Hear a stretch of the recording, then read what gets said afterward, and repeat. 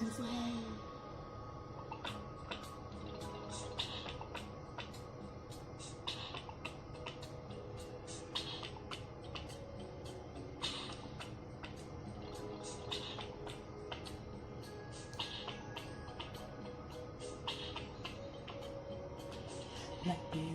girl, you came and you changed the world.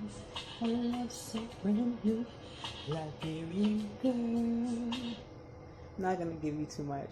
Hi everyone, welcome to Alima's Experience. I am Alima, aka Alimatu. In fact, it's now Alimatu's Experience. Just giving y'all a snippet of Liberian Girl by my favorite artist of all time, Michael Jackson. I love Michael Jackson. I've always loved Michael since I was a very little kid. And, you know, he made on his Bad album, which is my favorite album out of his. A lot of people like Thriller, and that's a great album, but I love Bad because there's just so many different types of music and sounds on it. And he has a song called Liberian Girl. I don't know if many of you know this. And, you know, I'm the daughter of a Liberian girl, so I'm just like, for the biggest artist of all time to make a song called Liberian. I don't know why more Liberians are not talking about this. Like, we need to talk about this more, even though the country is small. Like, that's super dope. But yes, I really love this song. Hopefully we're going to just put it out there that YouTube doesn't block this video because of the little snippet that I put. I'm coming to you on this evening, but you'll probably see this during the day when I upload it, because we are in February 2021. It is the month is pretty much coming to an end, and it's Black History Month. Unfortunately, it kind of seems like it gets forgotten sometimes, and I really wanted to come and make a video, you know, celebrating Black History Month, and know the achievements of Black Americans should not only be celebrated or acknowledged during, you know, February of every year, throughout the year. But, you know, I just want to come on and just tell people to continue to learn about your history. And if you are an immigrant in this country, you know, learn about American history in general and learn a lot about Black American history. I remember learning more about Black history the most, actually, is when I was going to a private Black school in East Orange, New Jersey at the time. And unfortunately, I don't really remember learning too much in depth about Black history, Black American history in particular, for the rest of my primary, you know, and secondary education. So now I'm kind of revisiting a lot of the things that I learned before and learning new things. During this month, I have taken the time out to watch a lot of I don't want to say a lot, but some great shows, like the Harriet Tubman movie that came out, like, I guess a couple years ago. I just this evening finished watching The Immortal Life of Henrietta Lacks. And I know at one point in time, learning about Black American history was very triggering for me. So for me, I'm learning how to learn my history and not consume it in a way that could be destructive for me later on, because a lot of the history is triggering. And it's not only exclusive to America, it's pretty much like the colonization experience everywhere, especially when it came to African colonization or the colonization of African people in this particular case. So it could be, you know, everywhere: Caribbean, Europe, Africa, South and Central America, etc. But I am so happy that I'm finding that happy medium, because I want to continue to learn, and I don't want to be triggered, or at least come from it after watching these shows in a negative point of view, wanting to be destructive as previously as I felt before. And I hope you all could kind of understand what I'm saying. So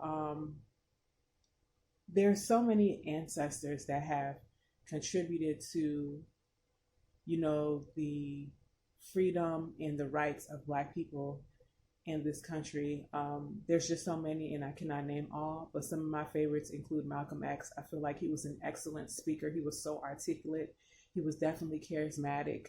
I love Harriet Tubman. She had that warrior spirit. She just kept going, and she did things even when she was doubted. She persevered.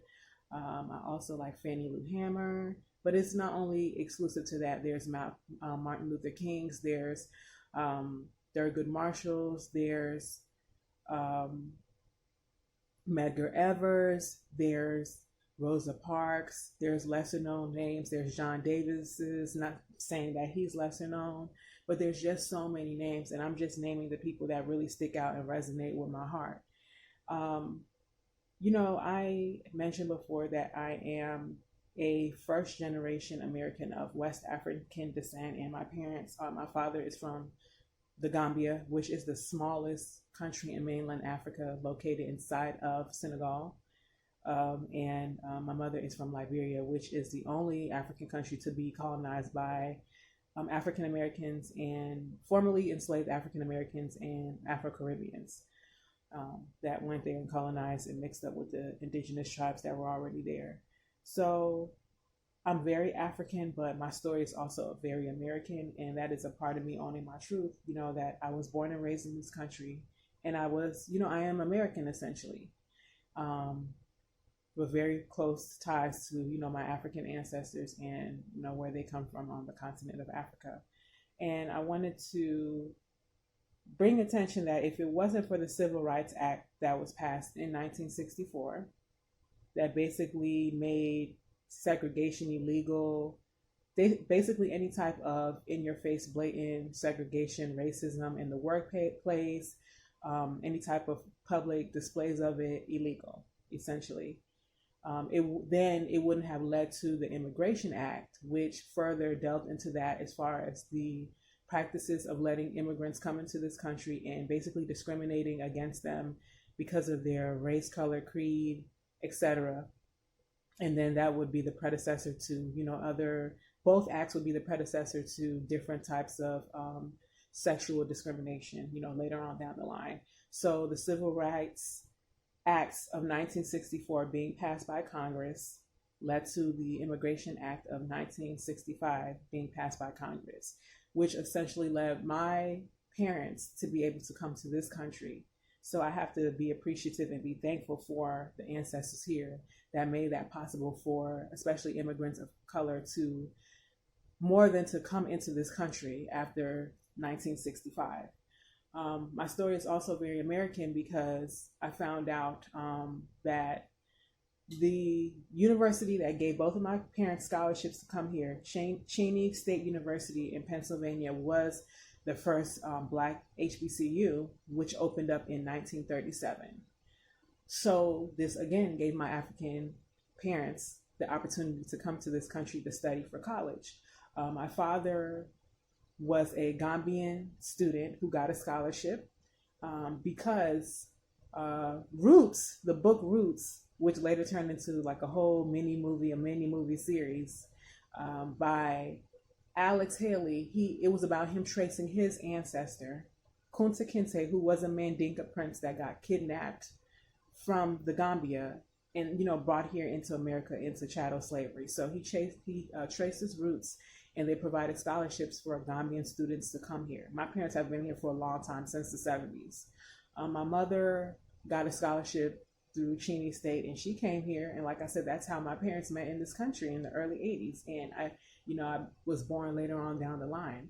So it goes to show that my story is very African yet very American, and I have to thank the ancestors that put this sacrifice in for me to be existing here right now in this country.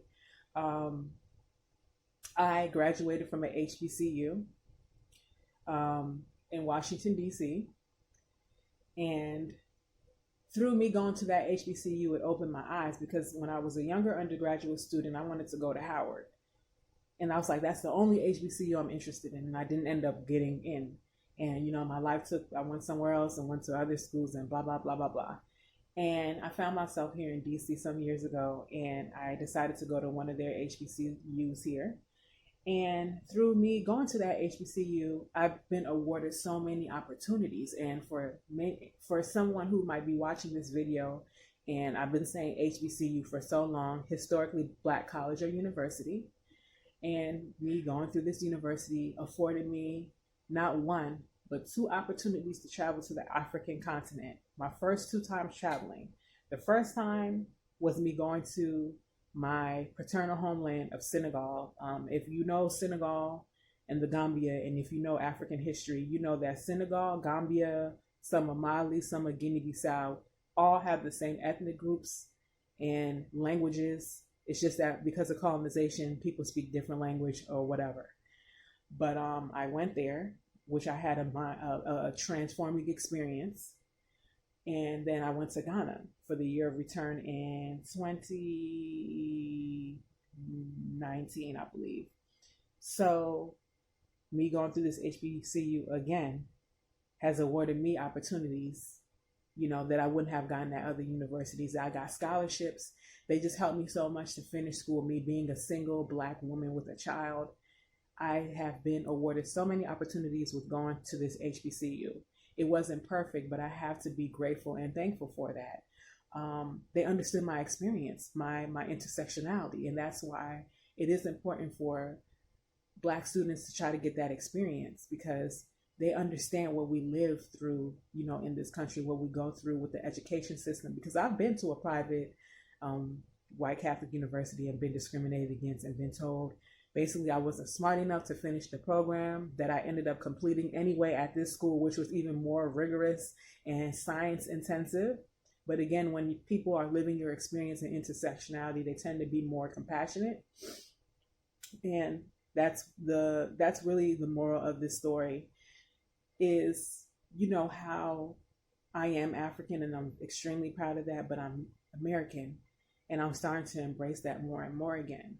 Because for a time I was ashamed of it, and I was ashamed of it because I was very angry at, the system and how it worked here, and how this system, I felt and still feel to an extent, exploits my people and has taken advantage in what this country was built off of, which was racism in so many ways, structural, and internal. It just, so it really made me feel guilty, and it really made me feel bad, especially, when you travel to Africa and you come back here and you kind of see things for what they really are here. And, Africa has its own policy of colonization as well. So I just wanted to shed light that we shouldn't forget about Black History Month or Black American history in general. On a greater scale, global Black history, but we're focusing on Black American history, and especially those of us as color, and not even only that, the many contributions to our everyday life, I should say, not light, I'm sorry, like traffic lights, and George Washington Carver, his scientific contributions, like a lot of the things that we use every day were invented by Black inventors, and it's just humbling and amazing, and I'm very happy to be alive at this time to see a lot of changes happening. But I'm very African yet very American, and if it wasn't for the African American ancestors here making their sacrifices, I wouldn't be here today telling you all about my various experiences that have been afforded to me through going to an African American school. So let's support historically Black colleges and universities, HBCUs. If you don't attend one, maybe whenever you get the chance, donate to one, or find another way to contribute. But happy Black History Month again to you all. Continue to learn every month about the great history that we have here. And I'm signing off. All right, y'all be blessed.